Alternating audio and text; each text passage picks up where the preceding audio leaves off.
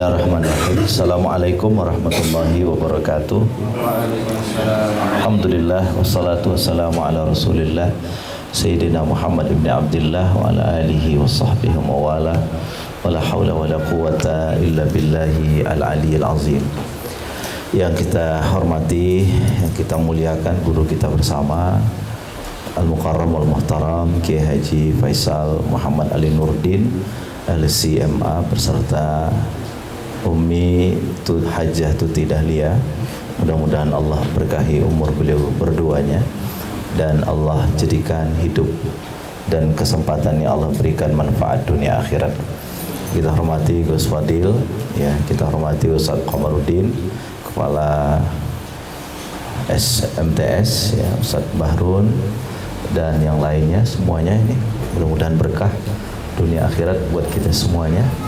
Dan kita harap nih pengajian begini kan tidak tiap minggu, ya, paling tidak satu kali dalam 2 minggu kita bermuajahah, ya, bukan untuk saling mengajari, tidak, tapi adalah untuk watawasau bil haq watawasau bis sabr. Nggak usah ini kita tahu, ya, otomatis. Jadi mohon, ya, ya mungkin ada yang masih di luar. Oh, ini Pak Ustadz baru pulang pengajian dia. Ya, mohon maaf, ya. Iya. Baik, pengajian kita pada malam hari ini judulnya adalah menemukan kembali jalan kebenaran. Ya, menemukan kembali jalan kebenaran. Kita santai saja, ya. Ini sudah malam, tidak usah terlalu tegang, ya, nyantai aja. Anggap ini sebagai duduk bersama saja. Di TV itu ada slide yang saya sampaikan, nanti insya Allah saya bagi, ya, bisa dinikmati. Tapi nanti mungkin ada penjelasan saya yang sifatnya teknis, tolong dicatat. Saya berharap bahwa pengajian malam Jumat ini setiap 2 kali dalam sebulan, ya, itu bisa lebih bermanfaat insya Allah, ya, sayang, ya. Nah, judul kita adalah menemukan kembali jalan kebenaran, ya. Coba dilihat aspek kebenaran dalam Quran itu, aspek utama kebenaran adalah Al-Quran. Nah, itu penting, ya. Aspek utama dalam kebenaran itu adalah Al-Quran. Al-Quran adalah sumber kebenaran mutlak. Dia petunjuk bagi manusia, ya, benar dan salah. Ya, sehingga kalau kita baca di dalam runutnya Al-Quran itu kan, Al-Quran dimulai dengan dzalikal kitabu la raiba fihi hudal lil muttaqin, dan di akhir Al-Quran dia mengatakan minal jinnati wan nas, ya. Kata para ulama tafsir, Al-Quran itu ternyata bukan hanya petunjuk bagi manusia tapi juga petunjuk bagi jin, ya, minal jinnati wan nas, ya. Maka kalau kita bicara tentang sumber utama kebenaran itu, ya, Quran. Nggak ada sumber kebenaran yang lebih otentik daripada Al-Quran. Ada kalam khalas, nihaya kalam khalas. Jadi tidak kita bicara tentang kebenaran, di sumber utama dari kebenaran itu adalah Al-Quran. Dalilnya apa? Itu surah Al-Baqarah ayat 2, yang kemudian dalam surah Asy-Syu'ara ayat yang ke-192 juga Allah menjelaskan itu, bahwa sesungguhnya Al-Quran itu benar-benar wahyu dari Allah Subhanahu wa ta'ala. Jadi itu yang pertama, ya. Jadi Al-Quran adalah sumber kebenaran mutlak. Quran itu adalah sumber kebenaran mutlak. Nah, yang kedua adalah kebenaran ilmiah. Ini karena waktu kita tidak terlalu panjang, saya akan jelaskan supaya tidak terpotong-potong. Yang kedua adalah kebenaran ilmiah. Nah, jadi setelah kebenaran mutlak, yang kedua adalah kebenaran ilmiah. Nah, kebenaran ilmiah itu orientasinya adalah sains. Ya, kebenaran ilmiah itu adalah orientasinya adalah sains. Makanya Kementerian Agama itu sudah membuat paling tidak 15 buku, ya, terkait dengan sains dan Quran.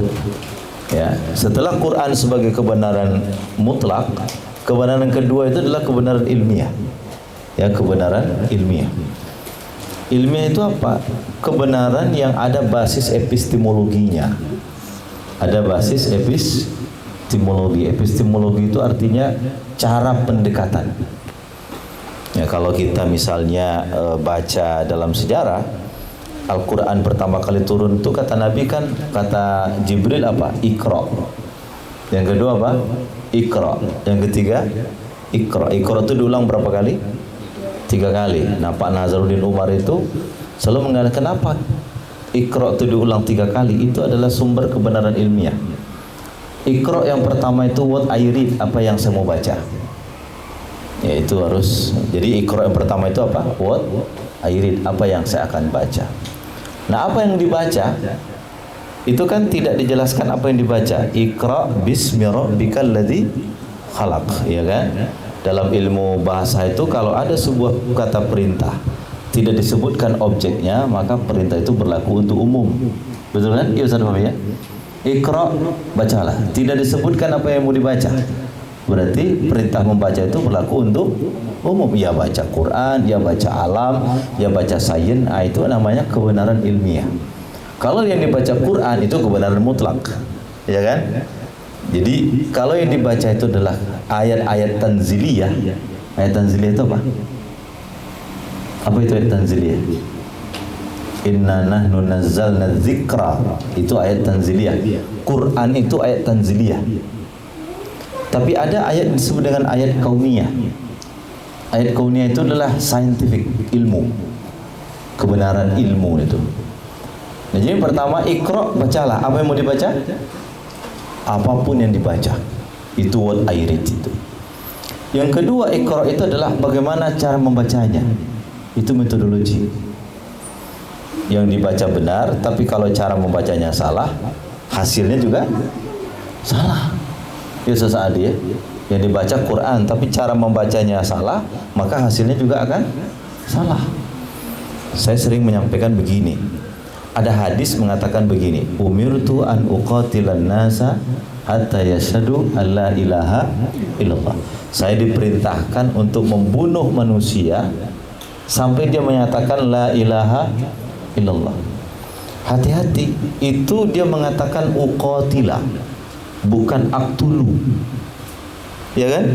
Beda antara uqatila dengan aktulu. Qital dengan qatlu itu berbeda. Kalau qatlu membunuh, kalau qital berperang. Jelas ya? Yang diperintahkan membunuh orang musyrik itu bukan qatlu tapi apa? Uqatilu. Ini kalau salah memahaminya nih bahaya sekali. Ya, ya Ustaz Gus ya. Salah memahami berbahaya sekali. Begitu Ustaz Hanif nanti ketemu di Noblek orang tidak beriman, bunuh. Oh. Siapa yang suruh? Nabi. Uqatilun nasa hatta yashhadu alla ilaha illallah. Bunuhlah orang yang tidak mengucapkan kalimat la ilaha illallah. Dia salah memahami bahwa qatul di situ tuh bukan membunuh tapi apa? Berperang. Kalau membunuh ayatnya wa man qatala mu'minan. Itu kan ayat membunuh itu. Tapi kalau ayat perang itu qital. Nah, di dalam surah Al-Mumtahanah ayat 8, siapa yang boleh diperangi itu? La yanhakumullahu 'anil ladzina lam yuqatilukum fid dini wa lam yukhrijukum min diyarikum an tabarruhum wa tuqsitu ilaihim. Yang boleh diperangi itu adalah orang yang memerangi kamu. Nah, itu yang disebut dengan epistemologi. Apa namanya? Jadi apa yang dibaca itu what I read. Yang kedua, bagaimana cara membaca itu metodologi. Kemarin kita dengan Kiai Faisal dan Gus Fadil dengan Umi juga, ternyata ilmu itu yang paling penting itu sebenarnya metodologinya. Ya kan? Ilmu yang satu itu bisa dikaji 20 tahun, bisa juga dikaji 20 bulan saja. Tergantung pendekatan metodologinya. Ya, paham kan? Oke ya. Jadi yang kedua setelah kita bicara what I read, yang kedua itu adalah how to read, bagaimana membacanya. Itu metodologi.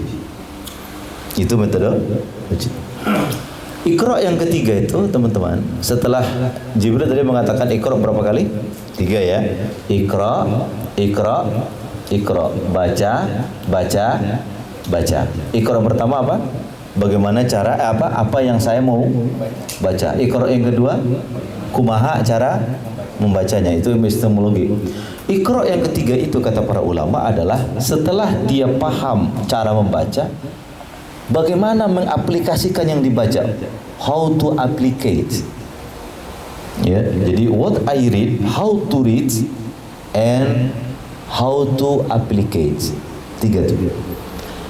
Kebenaran ilmiah itu berfokus kepada tiga ini. Jelas ya? Halo calon mahasiswa, ini ada April nih, ada banyak calon mahasiswa di sini tak? Jadi kebenaran ilmiah itu fokusnya tiga itu. What I read, yang kedua apa? How to read, yang ketiga how to applicate. Bagaimana cara mengaplikasikannya? Ada orang paham teori tapi tidak mampu bisa mengaplikasikan. Jadi itu disebut dengan istimbatul ahkam. Bagaimana mengeluarkan hukum itu adalah metodologi, kemudian bagaimana melaksanakan hukum itu adalah aplikasi. Keilmuan dan kebenaran ilmiah itu forusnya tiga itu. Apa yang kita baca, kemudian apa? Bagaimana? Lalu bagaimana cara membacanya? Yang ketiga, how to applicate, bagaimana mengaplikasikannya. Ya, itu. Jadi kebenaran. Nah, sekarang kita mengatakan tadi, coba dilihat di sini ya. Tadi kita mengatakan Quran sebagai kebenaran mutlak. Nah, kalau ilmiah ini kebenaran mutlak atau tidak? Hah? Ilmiah ini kebenaran mutlak atau tidak? Oh enggak, ilmiah itu enggak ada kebenaran mutlak. Tatkala para ulama itu mengkaji tentang scientific dalam Quran, ilmu di dalam Quran, selalu berbeda pendapat para ulama tentang kajian itu. Zaghlul Najjar misalnya, seorang ulama Mesir, dia mengatakan ayat hukum dalam Quran itu tidak lebih dari 400 ayat. Tapi ayat saintifik dalam Quran itu sampai 700 sampai 1000 ayat. Kalau enggak peduli, enggak percaya, ini saya lihatkan tulisan dia. Ya, jadi kita yang namanya kajian ilmiah, kita coba ini ya. Coba antum lihat di sini. Saya sedang meramu 15 buku. Coba dilihat ini tafsir ilmi itu. Ini tafsir ilmi nih di Kementerian Agama ini. Coba tatkala dia bicara tentang ilmu ya, saintifik dalam Quran misalnya, coba lihat apa coba ya pembukaannya, coba lihat tentang jagat raya ini. Yang sebelah situ bisa lihat ya. Coba lihat apa kata Zaghlul Najjar.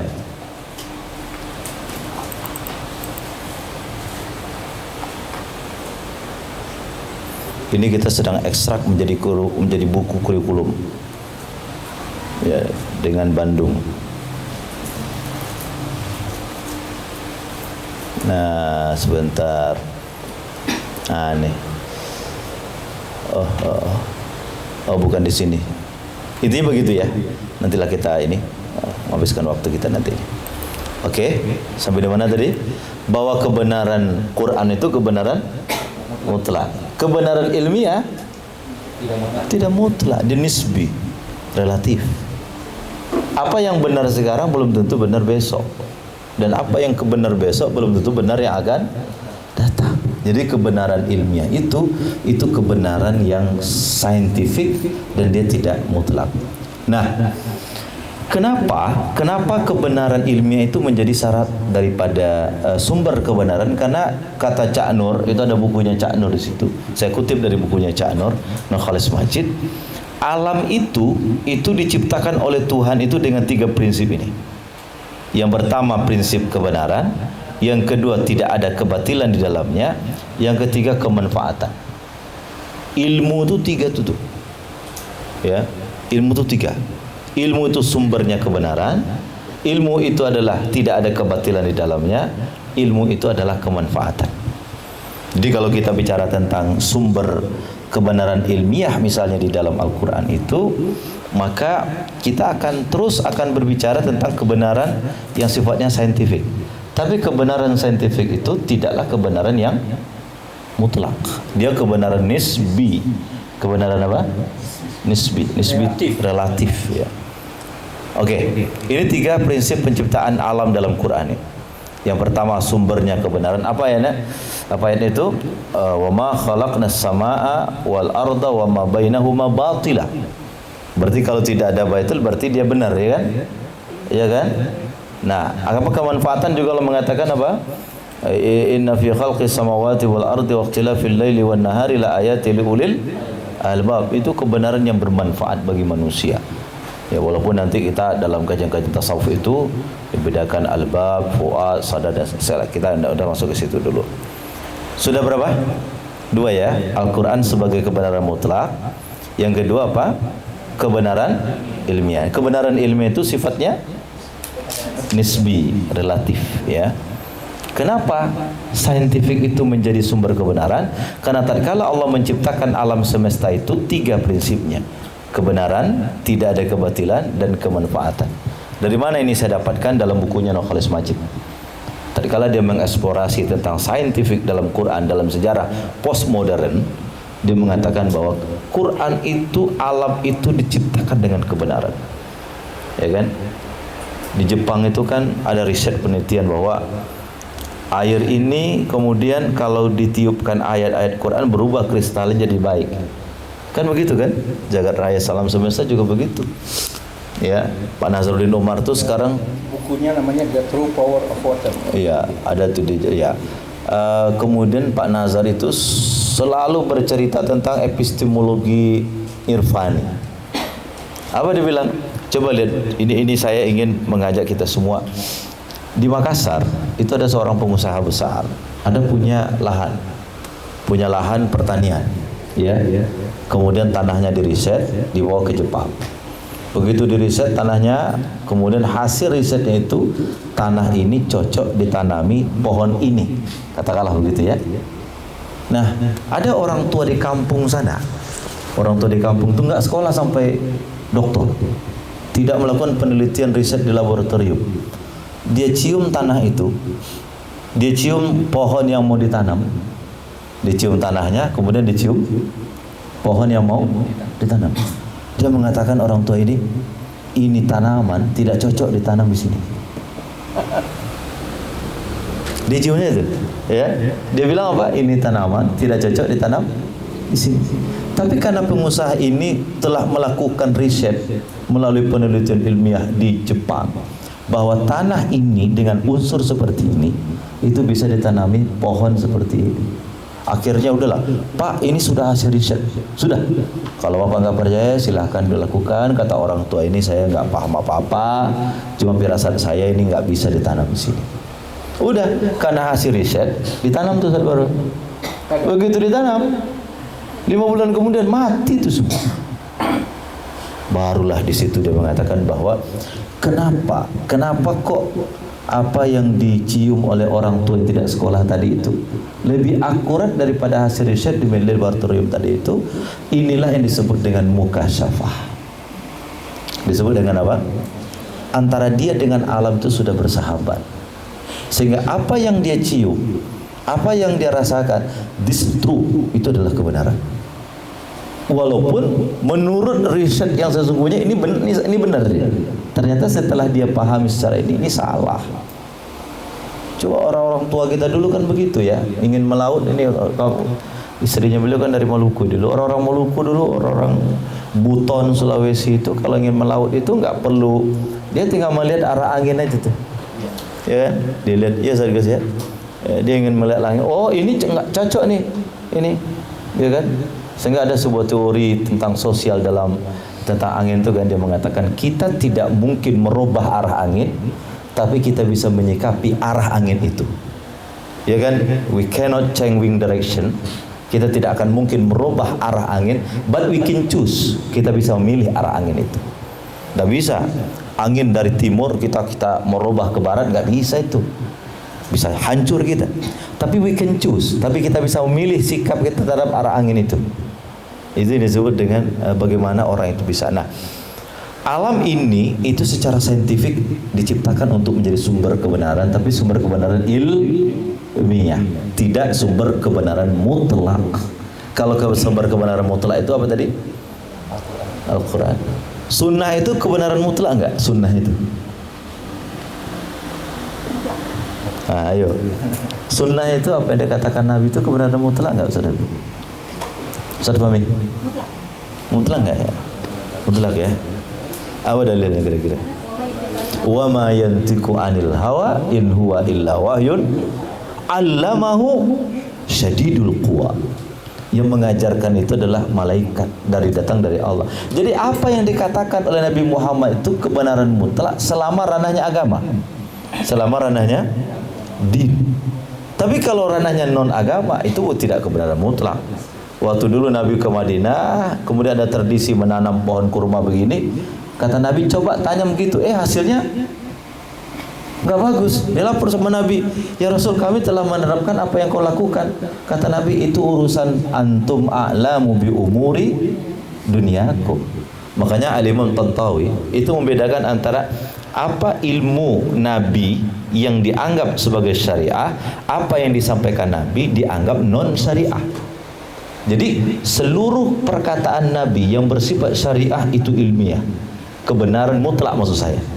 Tetapi apa yang dikeluarkan Nabi dalam bentuk strategi perang misalnya, begitu Nabi mengatur strategi, sahabat bertanya, ya Rasulullah, ini pendapatmu kah atau wahyu dari Allah? Kalau pendapatmu, boleh nggak kalau kita arahkan sedikit di sini nih? Kalau Rasul mengatakan ini wahyu dari Allah, sahabat nggak mungkin akan mengatakan, oh, pindahkan sedikit ya Rasul, enggak. Tapi tatkala dikatakan ini pendapat saya, kata sahabat, boleh nggak Rasul minggir dikit di sini waktu malam perang Badar itu kan? Ya kan? Nah, berarti sunnah itu kebenaran mutlak selama yang dibicarakan Nabi itu unsurnya adalah, walaupun perbedaan ini kajiannya panjang sekali. Tapi kan dikatakan wa ma yantiqu. Yantiqu itu artinya apa? Kullu ma yalfizu. Apapun yang keluar. Apakah bisa kita bedakan ini persoalan agama, ini persoalan non agama? Kan susah juga Ustaz Barut. Sementara Quran mengatakan wa ma yantiqu.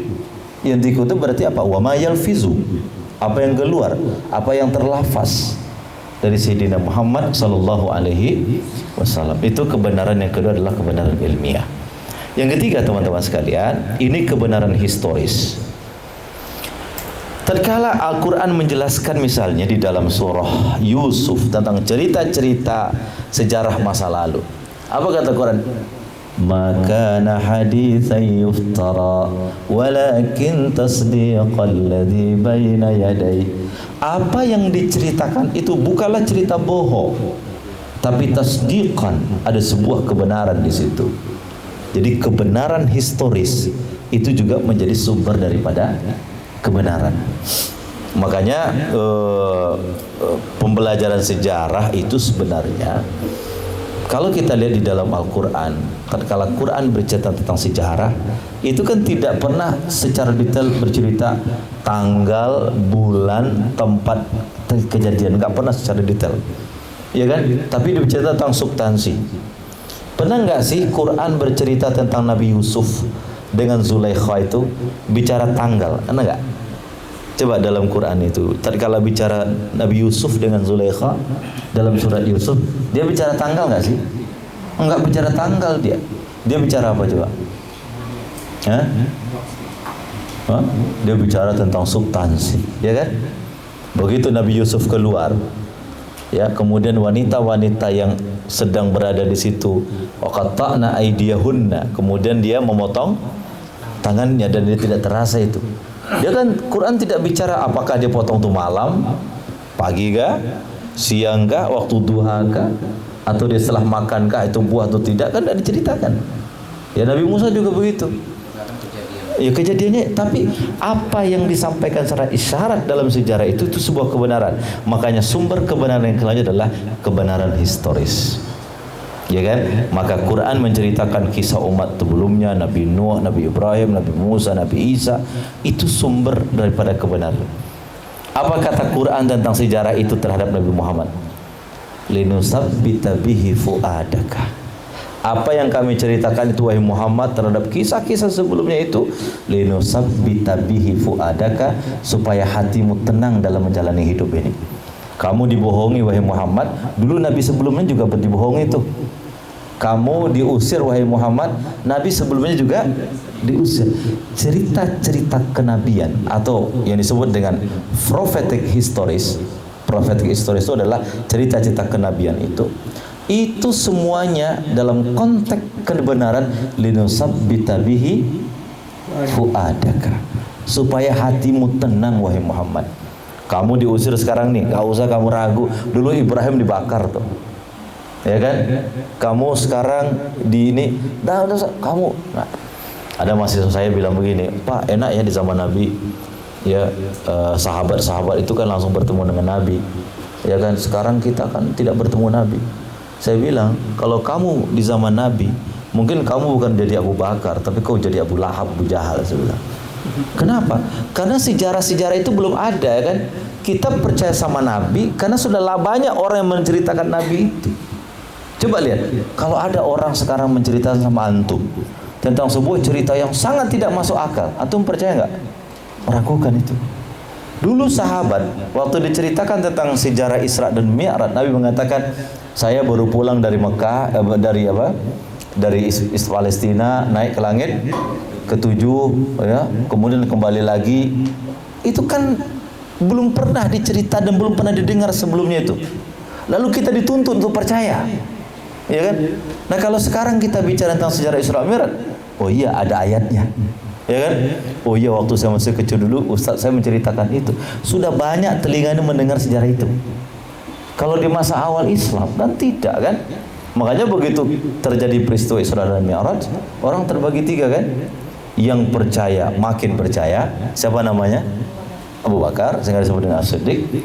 Ada orang yang sudah mulai percaya, lalu mendengarkan cerita seperti ini mulai ragu dia. Ini benar ini. Yang tadinya mulai percaya, apalagi ragu karena nggak masuk akal yang diceritakan itu. Ada yang sudah ragu, tambah ragu apa juga. Saya bilang Muhammad kan sudah gila tuh. Masa iya dia berjalan dari Mekah ke Yerusalem, naik ke langit ke-7, apa juga saya bilang, kan? Jangan dipercaya itu, ya kan? Maka apa kata Abu Bakar? Siapa yang ngomong itu? Muhammad. Kalau Muhammad yang ngomong, lebih dari itu saya percaya. Itulah kebenaran historis. Nah, kita teman-teman dalam belajar sejarah itu adalah kita mengungkap makna di balik sebuah sejarah itu untuk menemukan sisi kebenaran. Makanya ada disebut dengan qasasul Quran. Apa? Qasasul, belajar ilmu Quran, kan? Ulumul Quran itu ada satu bab yang disebut dengan qasasul Quran. Kita di kementerian itu sudah buat buku judulnya Qasasul Quran. Cerita-cerita di dalam Quran itu. Bukan kisah tapi sudah qasas. Ya kan? Nah, yang keempat, ini coba lihat, yang keempat itu adalah kebenaran moral dan etika. Nah, kebenaran moral dan etika itu sesungguhnya itu datang dari kebenaran batin. Kenapa Nabi mengatakan istafti qalbaka? Ya kan? Tanyalah hatimu. Ya, innal haqqa, kalau kebaikan itu apa yang kau lakukan itu mannak, hatimu tenang. Tapi kalau kamu lakukan yang berdebar hatimu, itu dosa itu. Maha kafis sadr wa karihta ayat tali alaihin nas, itu dosa itu. Kebenaran moral itu tidak bisa dibantah. Kenapa? Coba antum ya, coba. Ada seorang bapak pencuri, pemabuk. Tanya dia, Pak, mau nggak anak bapak jadi pemabuk? Apa dia bilang? Walaupun aku pemabuk, kalau bisa anakku jangan pemabuk juga. Ya kan? Biarlah aku jadi pemabuk, yang penting anakku tidak. Padahal dia pemabuk. Kenapa dia mengatakan pemabuk itu tidak benar? Karena kebenaran moral. Koruptor juga. Koruptor juga begitu. Coba lihat. Pak, mencuri itu bagus nggak? Oh enggak, walaupun dia sedang mencuri. Coba. Antum pernah ikut ke pesta nggak itu? Banyak sekarang pesta-pesta, ibu-ibu muda itu pakaiannya ke pesta itu, masya Allah, bukan nauzubillah lah, ibu-ibu sosialita, bajunya ketat. Tapi anak kecil, ya bawa anak kecil tuh, anak gadis umur 4 tahun, dijilbabin sama dia. Pernah ketemu nggak Ustaz? Pernah ya di pesta-pesta kan? Ya, dia bawa anak kecil, Ustaz. Dia sendiri pakaiannya you can see. Kau bisa lihat saya. Tapi anak kecil yang belum wajib pakai jilbab pun dia. Lah, kenapa seperti ini? Sesungguhnya dia tidak bisa membohongi batinnya bahwa yang benar itu adalah pakai jilbab. Itu kebenaran moral namanya. Kebenaran apa? Moral. Halo? Bisa diikuti? Kebenaran moral. Nah, coba lihat tuh. Al-Quran menekankan keadilan, kejujuran, kasih sayang, tanggung jawab, larang terhadap kebohongan, penindasan, korupsi. Nilai-nilai universal ini diakui sebagai moral. Diakui sebagai moral. Nilai-nilai moral seperti ini diakui sebagai moral. Baik, sudah berapa? Pertama, kebenaran mutlak, Quran, hadis. Yang kedua, kebenaran ilmiah, itu relatif. Ya, kenapa kebenaran ilmiah itu dianggap relatif? Karena di sumber alam semesta diciptakan dengan kebenaran itu. Yang ketiga adalah kebenaran historis, sejarah, qasas Quran itu. Yang keempat adalah kebenaran moral dan etika. Dan selanjutnya, ini dia, kebenaran eskatologis, spiritual. Ya, itu kebenaran tidak bisa dibantah. Ya, mengenal Tuhan, memahami tujuan hidup, pertanyaan-pertanyaan eskatologis. Ada yang ini guru-guru semua ya. Di kelas 5 itu di bukunya Al-Azhar ini, itu dia membahas tentang an-nubuwat, kenabian. Berbeda dengan tafsir. Kalau tafsir itu menceritakan tentang mahwan nabi, mahwan rasul. Tapi kalau bukunya Al-Azhar ini, itu lebih sangat menukik, mendalam sekali. Hajatul insan ila risalah. Kenapa manusia butuh kepada risalah?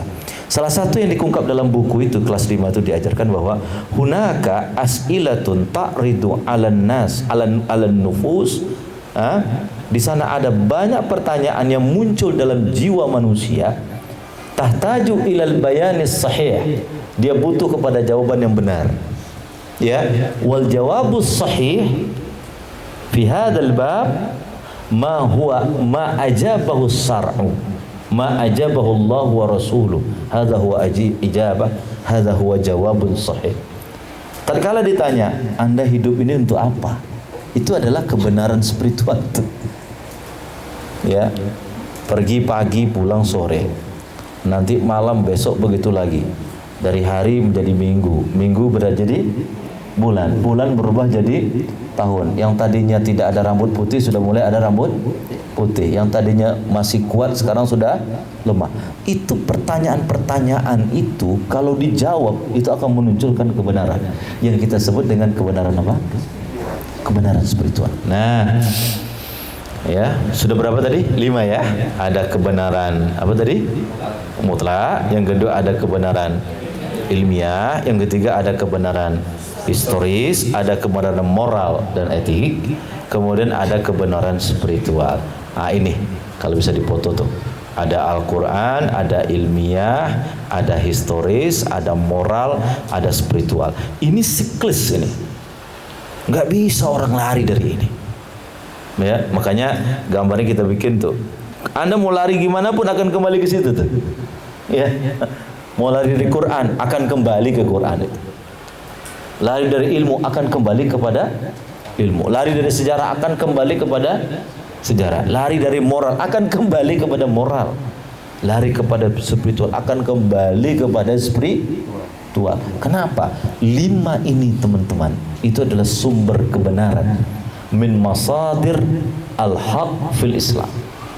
Dari sumber-sumber kebenaran dalam Islam itu, yaitu tadi. Ya kan? Bisa dipahami nih? Ini kan kuliah apa malam ini kita ini? Kuliah filsafat lah ya. Persuasi Quran ya. Baik, nah coba lihat. Nah cuma begini kata Quran nih. Coba lihat. Subhanallah ya. Walaupun kebenaran-kebenaran itu sudah ada, tapi kudu tahu cara untuk mendapatkannya. Ya, tidak semua orang mendapatkan kebenaran itu. Kemana caranya? Ini banyak, tapi saya ringkas 4 saja. Yang pertama, orang akan mampu mendapatkan kebenaran kalau niatnya tulus. Ada orang belajar, tapi kalau niatnya tidak tulus, nggak dapat kebenaran tuh. Makanya teman-teman sekalian, setiap kita ingin ikut pengajian, setiap kita ingin anak-anak kita mau belajar sekolah itu, pertama kali yang harus ditekankan kepada mereka adalah Anda datang ke sini adalah mencari ridho Allah Subhanahu wa taala. Tatkala kita datang ke sebuah majelis ilmu yang muncul dari kesombongan, keangkuhan, itu nggak akan dapat kebenaran tuh. Tapi begitu dia muncul pertama kali dengan niat tulus karena Allah, dia cahaya itu akan masuk pada diri. Ya kan? Jadi cara untuk mendapatkan kebenaran pertama harus ada niat yang tulus. Ini hasil riset. Coba antum lihat. Ya. Waktu Nabi Muhammad SAW ya menyebarkan dakwah di tanah Makkah, masyarakat paganisme, masyarakat penyembah berhala itu. Apakah mereka tidak tahu kalau mereka itu kebenaran? Apakah mereka tidak tahu kalau yang disampaikan Nabi Muhammad itu benar? Mereka tahu tuh. Tapi karena niat mereka aja yang tidak baik tuh. Coba lihat. Waktu Nabi Muhammad mengumpulkan pembesar-pembesar Quraisy di Safa, ya di Bukit Safa. Apa kata Nabi Muhammad kepada mereka? Ya ma'syara Quraisyin, hai ma'syara Quraisy, lau akhbartukum, andaikan saya beritahu kepada kalian, anna wara'a hadzal wadi, di belakang ini gunung ini nih, irun, ada pasukan, turidu an tughira alaikum, ingin menghancurkan kalian, akuntum musaddiqi, kalian percaya enggak sama aku? Coba apa kata mereka waktu itu? Apa kata mereka waktu itu? Kalau anda yang ngomong wahai Muhammad, kami percaya. Majarabna alaika kadziban. Kami tidak pernah, kaummu itu bohong, enggak pernah itu. Awalnya mereka percaya itu. Ya kan? Apa kata Nabi Muhammad? Lau akhbartukum. Kalau saya beritahu kepada kalian bahwa di belakang, la ukhbirkum. Kalau saya beritahu kepada kalian bahwa di belakang gunung ini ada pasukan yang akan menghancurkan kalian. Akuntum musaddiqi. Kalian percaya enggak sama aku? Apa jawab mereka? Apa jawab mereka? Sedakna ya Muhammad, majarabna alaika katiba. Itu ditulis oleh Safi Ramal Abu Rafuri dalam kitab Ar-Rahiqil Makhtum. Muhammad, kalau kau ngomong kami percaya, karena kamu tidak pernah bohong. Setelah mereka mengatakan itu, di detik yang sama Nabi mengatakan, inni nadhirun baina yadaykum. Percaya nggak kalian? Saya ini adalah nabi yang diutus oleh Allah kepada kalian semua. Percaya nggak mereka? Percaya atau mulai ragu? Hah? Siapa yang belajar tafsir di sini? Ragu, Pak.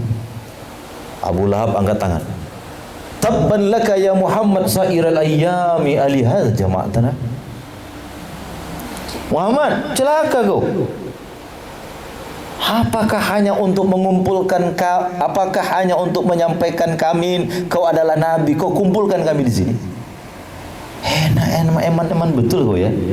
Hanya untuk menyampaikan, saya ini nabi nih. Lalu kau kumpulkan kami di sini. Tabban laka ya Muhammad sa'iral ayyam. Gara-gara itulah turun ayat apa? Tabbat yada abi lahabin wa tab ma aghna anhu maluhu. Makanya asbabun nuzul ayat itu adalah perkataan Abu Lahab, tabban laka ya Muhammad sa'iral ayyami ali hadza jama'tana.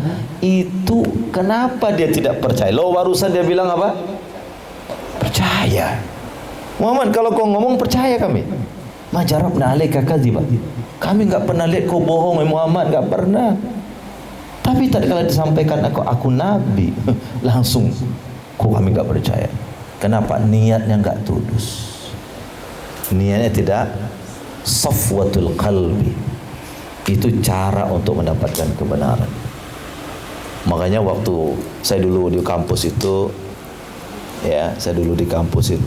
misalnya ini halaqah mencari kebenaran kah atau mencari pembenaran? Kalau mencari pembenaran, Anda sudah pada posisi, Anda sudah punya posisi, Anda sudah punya standing, lalu Anda cari pembenaran, apa dalil-dalil untuk membenarkan apa yang Anda lakukan itu mencari pembenaran. Tapi kalau Anda berada pada titik 0, lalu Anda mencoba untuk berkeliaran dalam konsep itu, untuk melihat siapa yang benar, mana yang salah, itu bukan mencari pembenaran, tapi mencari kebenaran.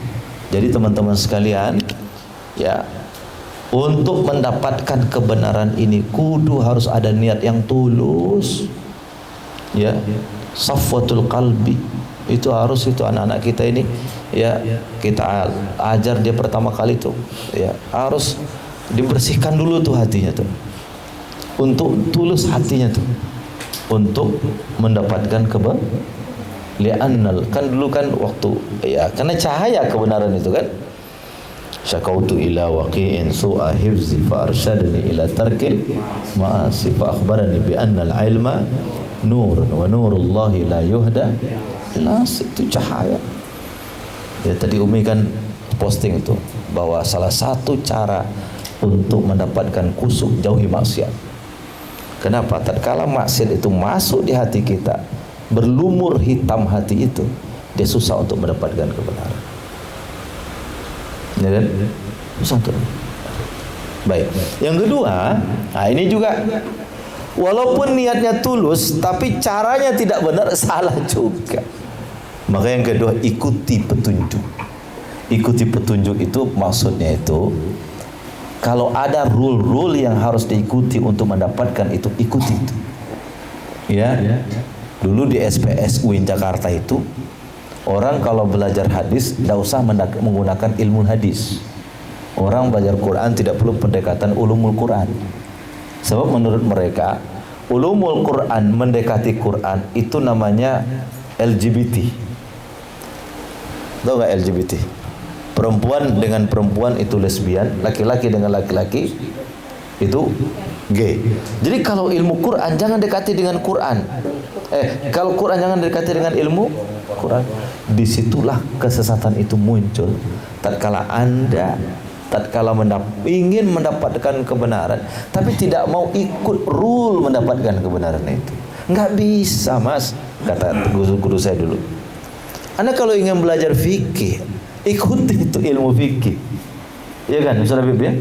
Kita ingin mengetahui fikihnya Imam Syafi'i, tapi kita tidak belajar fikih itu dari kitab-kitab induknya Imam Syafi'i, yang disebut dengan ummahatul kitab itu. Gak bisa. Kita mau belajar bahasa Arab, tapi tidak mengikuti rule-nya bahasa Arab itu, ya salah. Kemarin Ustaz Alwi ikut ya.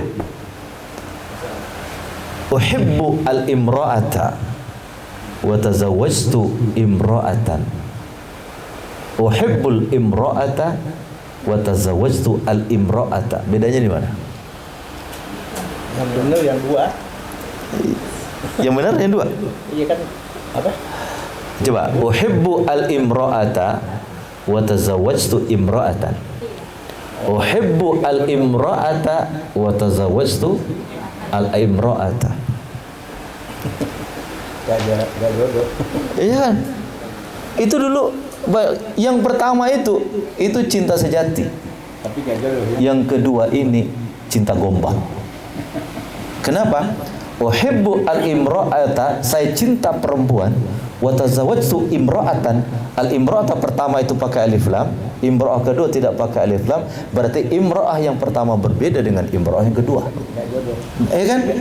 Tapi tatkala imra'ah yang pertama pakai alif lam, imra'ah yang kedua pakai alif lam, imra'ah yang pertama itu juga imra'ah yang kedua. Karena kalimat ma'rifah diulang berapa kali pun satu. Kalimat nakirah diulang satu kali, dua kali berubah maknanya. Inna ma'al usri yusran, inna ma'al usri yusra. Usrun yang pertama itu pakai alif lam, diulang dua kali tetap satu usrunnya. Tapi yusrun diulang dua kali, dua-duanya tidak pakai alif lam. Coba lihat. Kemarin Efrul ikut ya belajar bahasa Arab itu kan. Saya pun sudah mengerti itu teorinya, tapi tatkala disampaikan dengan cara begitu, kalian ingat kan ya? Yang satu cinta sejati, yang satu cinta gombal. Apa kemarin? Tuh dihafal, coba lihat tuh. Ingat dia tuh. Ya, cinta tidak harus memiliki. Karena satunya saya pakai. Coba metode ini kan cara ikuti caranya. Ya Allah, kita banyak menghabiskan waktu sekian tahun untuk belajar sesuatu yang sungguhnya bisa dipendekkan tapi dipanjangin. Keluar dari pondok kurang ilmu. Karena untuk belajar satu ilmu yang sungguhnya bisa pendek, tapi kita panjangin. Itu yang luar biasa itu. Jadi cara untuk mendapatkan kebenaran itu ikuti petunjuk. Ya, ikuti petunjuknya. Yang ketiga, nah ini masya Allah tabarakallah, orang tidak akan mungkin mendapatkan kebenaran kalau dia pisahkan akal dengan nurani. Akal itu untuk menalar, nurani itu untuk memahami dengan jiwa. Tidak mungkin teman-teman. Ya, makanya sering saya ulang-ulang itu ya. Pak Kures tuh selalu mengatakan begini. Ya, apa bedanya akal dan rasa itu? Itu kan sering diulang-ulang oleh Pak Kures tuh. Saya waktu disertasi dulu, hampir tiap minggu saya ke Pak Kures itu ikut pengajian beliau. Itu selalu dia mengetik hati kita itu. Anda sekarang pakai akal atau pakai rasa? Ya.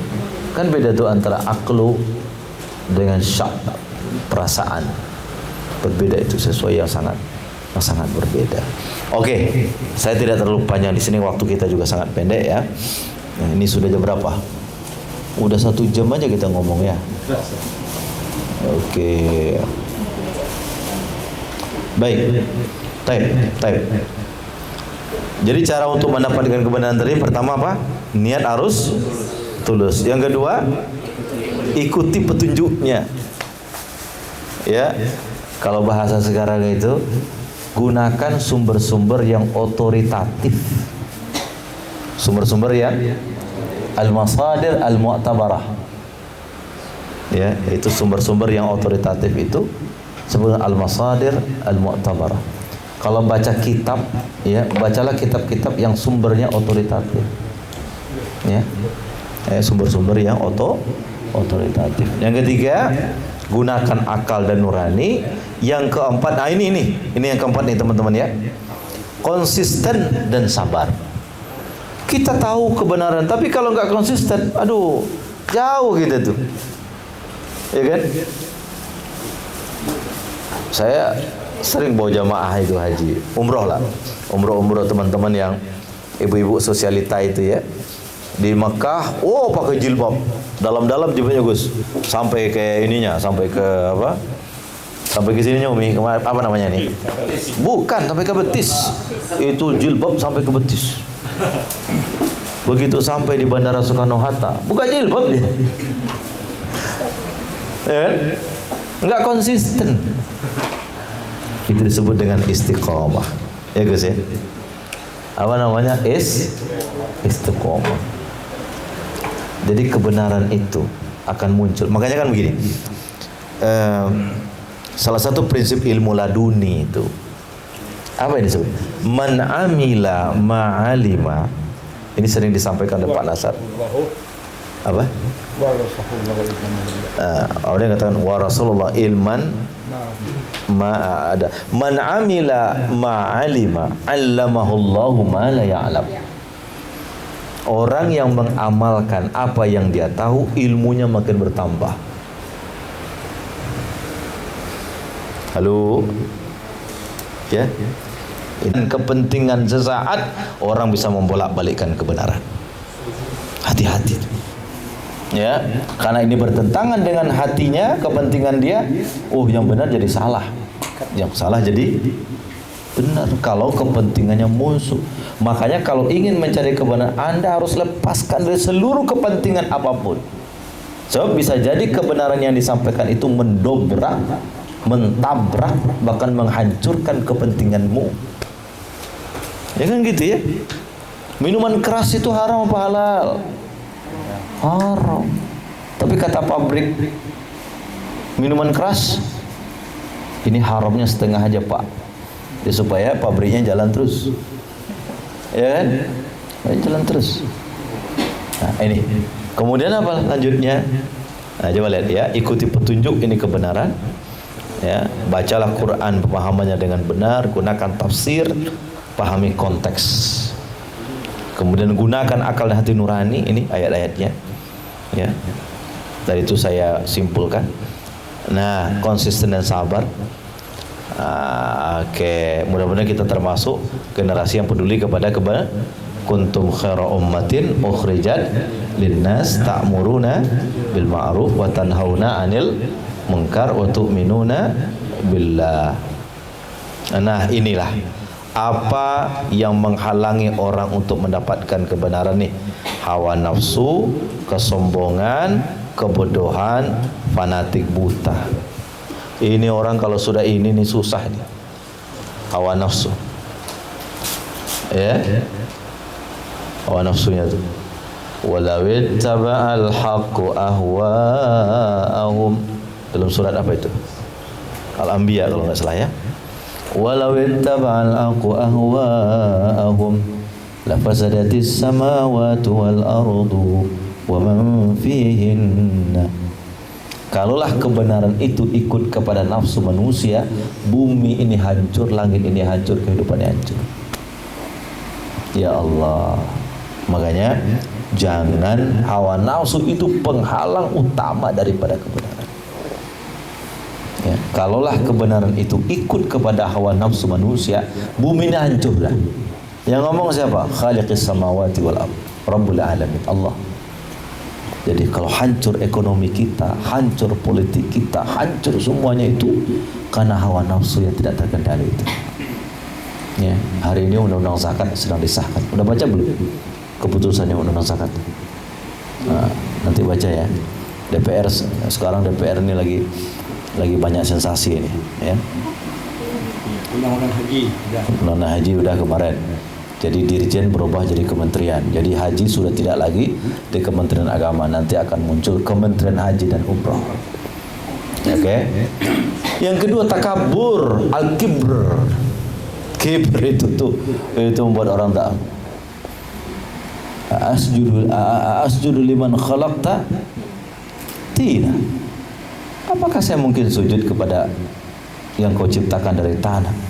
Ana khairun min khalaqtani min nar wa khalaqtahu min tin.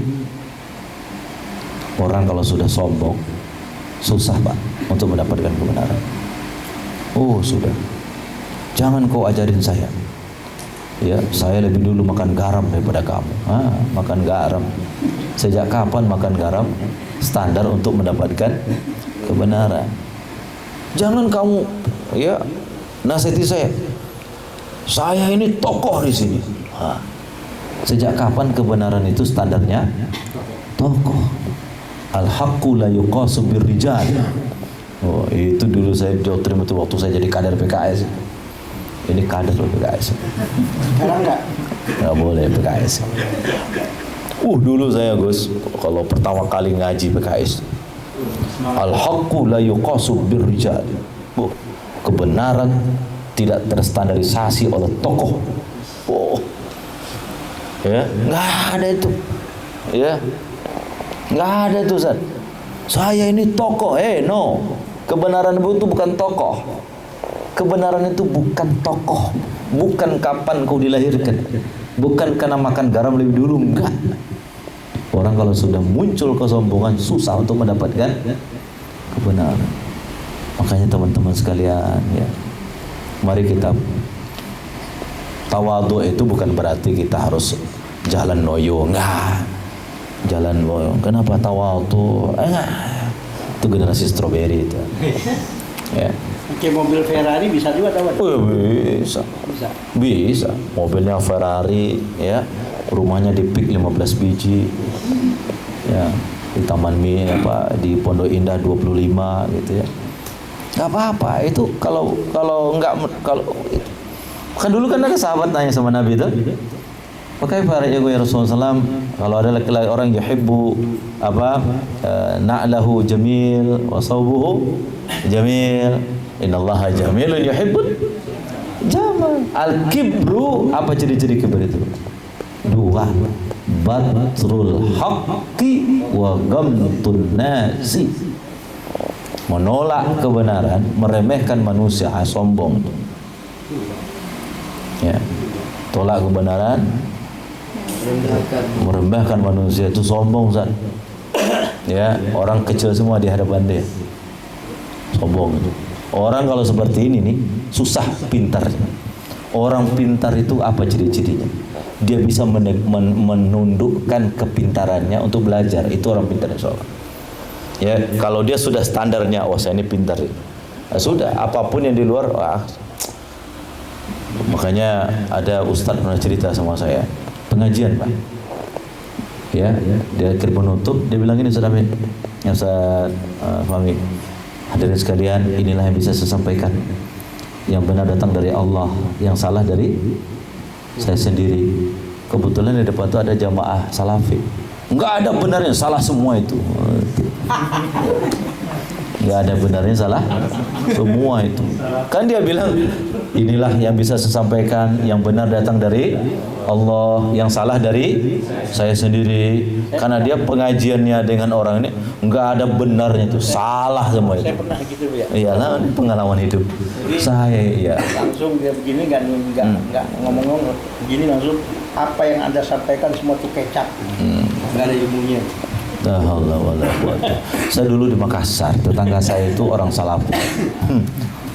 Ucapan salam Ustaz Kamar, enggak dijawab sama. Assalamualaikum warahmatullahi wabarakatuh. Assalamualaikum Ustaz. Santai aja dia. Assalamualaikum Ustaz. Jengkel saya. Ya. Maghrib saya datang ke rumahnya. Ustaz, duduk dulu di sini. Duduk dulu sebentar. Ini orang Padang ini. Duduk dulu sebentar. Apakah ada yang menghalangi Anda untuk menjawab salam saya? Hal ana kafir? Saya kafir enggak? Karena tidak boleh dijawab salam, kan orang kafir dong. Kalau Anda tidak menjawab salam saya, berarti saya menganggap Anda menganggap saya kafir. Kalau Anda menganggap saya kafir, israhli. Tolong jelaskan kepada saya perbuatan apa, perkataan apa yang membuat saya kafir. Coba jelaskan. Saya mengatakan Quran itu enggak benar, pernah? Ya, coba Anda jelaskan kepada saya apa perkataan saya, perbuatan saya yang membuat saya kafir. Karena hanya satu yang tidak boleh jawab salam itu. Siapa dia? Orang kafir. Ya. Sejak itu, alhamdulillah, besoknya walaupun saya tidak lihat, Assalamualaikum, ya. Ternyata sombong kepada orang sombong itu sedekah juga itu, ya. Ya kan? Ustaz Alwi cerita, saya punya mobil 5, kata Ustaz Alwi ini, ya, rumah saya dari 12 di Pondok Indah sana. Ya, ketabungan saya sudah 50 miliar lah. Kecil. Ada orang ngomong, ya, oh saya punya rumah di Amerika 50. Ya kan? Ustaz Alwi sombong ya. Orang ini juga sombong kan? Sombong kepada orang sombong boleh enggak? Boleh lah. Boleh. Untuk mematahkan kesombongannya. Boleh itu. Al-kibr. Nah, yang paling bahaya juga itu kebodohan. Orang kalau merasa dirinya pinter, orang kalau merasa, ya ada bodoh itu macam-macam ya. Ya orang yang tidak tahu kalau dirinya tidak tahu itu orang ajarilah itu. Ya la yadri annahu yadri. Nah, itu bahaya itu. Bagus tuh. Ya. Yadri annahu la yadri. Dia tahu kalau dirinya tidak tahu, sudah ajarkan itu. Itu murid yang ingin belajar. Ya, ada orang yang tidak tahu, tapi dirinya tidak tahu kalau dia tidak tahu, dan dia menganggap dirinya tahu. Ini sudah susah itu. Sudahlah bodoh, tapi sok tahu. Ini susah itu. Ya, tolonglah begini. Ini saya sudah praktekkan dulu nih. Ya, sudahlah nggak paham, tapi sok. Itulah yang dikatakan oleh Nabi, salah satu ciri-ciri kiamat itu ittakhadhan nasu ru'asan juhala fa'aftau bi fa idza su'ilu fa'aftau bi ghairi ilmin fadallu wa adallu. Ya, akan muncul sebuah generasi nanti di mana orang akan mengambil orang-orang yang tidak paham sesuatu, kalau ditanya dia sok tahu. Ya kan? Sok tahu. Orang seperti ini dia sesat sekaligus menyesatkan. Dhalla wa adalla. Dhalla wa adalla. Kemarin Pak Kiai Ma'ruf Amin bilang begini ya, bahwa sekarang itu ada 4 gerakan untuk menghancurkan pesantren. Harakatut tafriqi wa tad'ifi wa tashkiki wa tahwili. 4. Ada tafriq, ada tad'if, ada tashkik, ada tahwil. Pertama kita dibuat pecah belah itu. Wah, Dipecah-pecah kita. Ini pesantren salafi, ini pesantren ini, wah, dipecah-pecah belah kita. Yang kedua, setelah dipecah belah, kita dilemahkan. Tad'if. Ya. Yang kedua apa? April? Tad'if, dilemahkan kita. Yang ketiga, kalau sudah lemah, ditaskik. Masuk pesantren itu nggak ada gunanya itu, diragukan itu. Dihasut semalam itu, jangan itu, bahaya itu. Ya, nanti radikal, andasmu itu ya. Yang keempat, tahwil, dirubah cara pandang kita semua ini. Ya, akhirnya orang tidak peduli dengan Islam. Nah, kalau sudah tahwil, selanjutnya tadlil, takfir dan seterusnya. Nah, ini kita harus makanya tugas kita sekarang teman-teman semua ini saya ajak ya pada diri saya, perbanyak membaca, perbanyak belajar. Karena ilmu ini tidak terbatas, ilmu itu banyak sekali. Kalau kita jarang membaca, jarang membuka lagi, jarang diskusi untuk mau kita nanti terjebak. Ya, terjebak kepada kebodohan. Ya, makanya belajar semua. Ini pengajian malam Jumat begini ini kan untuk saling belajar kita. Saya mau nanya, dari awal tadi sampai sekarang ada ilmu yang kita dapat? Luar biasa kan itu, ya kan? Belajar. Ya, sayang cinta dunia akhirat. Di sini sayang cinta dunia akhirat. Mari sini duduk dekat Abi sayang cinta. Sini nak cinta, mari nak. Ya, oke cintaku. Ya, dia harus disayang-sayang. Oke, yang keempat adalah fanatik buta. Ini disebut dengan taklid. Cintaku. Ya. Sini sayang, sini. Minum, bukain Abi air putihnya dulu nak. Iya. Duduk sini, duduk sini. Duduk sayang sini. Duduk sayang sini. Oke ya. Duduk sini. Oke. Baik. Fanatik itu berbahaya sekali. Berapa ini? 4 ya. Hawa nafsu, takabur, kebodohan, fanatik. Ini yang akan menghalangi orang untuk mendapatkan kebenaran. Nah, ini solusinya ini. Ini materi ini berurut ya, sumbernya, kemudian cara mendapatkannya, kemudian apa yang menghalanginya, yang terakhir nih solusinya. Bagaimana solusinya supaya kita bisa pinter?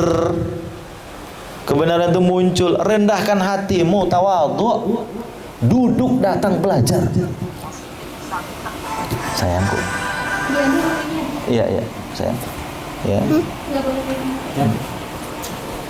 Om Gus Fadi.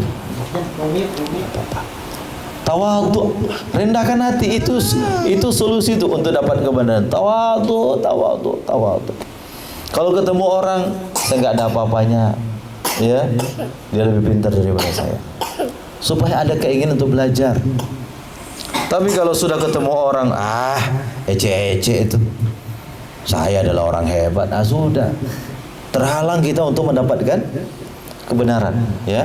Jadi cara untuk apa? Solusinya apa ini? Tawadhu, rendah hati, belajar. Kepada siapapun duduk belajar. Ya, karena apa yang kita tahu mungkin dia tidak tahu. Apa yang dia tahu mungkin kita tidak tahu. Duduk belajar. Sayang, ya. Itu cintaku. Duduk belajar. Yang kedua, cari sumber ilmu dari sumber yang terpercaya. Jangan sembarangan juga. Ya. Cari ilmu dari sumber yang terpercaya. Maka selalu saya mengatakan kepada mahasiswa itu, kalau Anda ngaji dengan guru yang benar, insya Allah mendapatkan kebenaran, nanti masuk surga, surganya surga benaran. Tapi kalau kamu belajar dari sumber yang salah, nanti kamu dapat salah, dan akhir salah masuk neraka, nerakanya neraka benaran, surganya surga-surgaan. Ya. Yang ketiga adalah berdoa minta petunjuk. Ya, berdoa minta apa? Petunjuk. Allahumma hadini siratakal mustaqim. Gus Wadid kalau si surah Al-Ayat itu ada itu ya.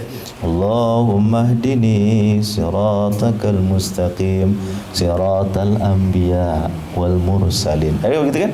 Saya dulu dapat itu dari waktu saya dulu ambasador ke luar negeri itu, yang mentalkin saya itu Pak Keofiudin Sakap.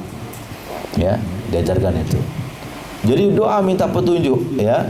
Doa minta petunjuk. Nah, yang keempat, ini yang keempat. Berani meninggalkan yang salah itu. Kalau sudah jelas salah, tinggalkan. Jangan fanatik. Wah, ini sesudah dapatkan dari guruku dulu. Guruku itu dalam Quran dikatakan inna wajadna alaihi aba'ana. Ya kan? Aba'ana.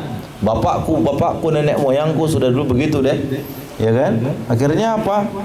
Nah, harus berani untuk meninggalkan kesalahan. Nah, yang keempat, yang terakhir ya teman-teman sekalian, bergaul dengan orang yang jujur dan soleh.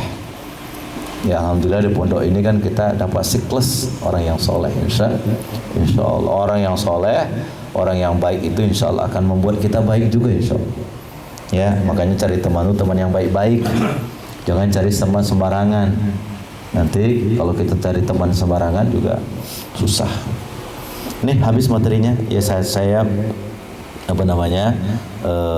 saya pikir cukup itu sampai 16 slide ini. Ini secara berurut ya, bisa dipahami ulang ini.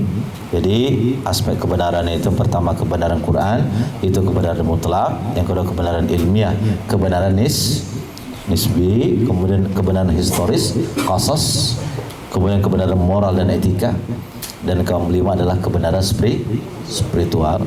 Kemudian ini yang 5 ini ada Quran, ada ilmiah, ada historis, ada etika dan ada spiritual. Orang tetap akan kembali ke sini nih.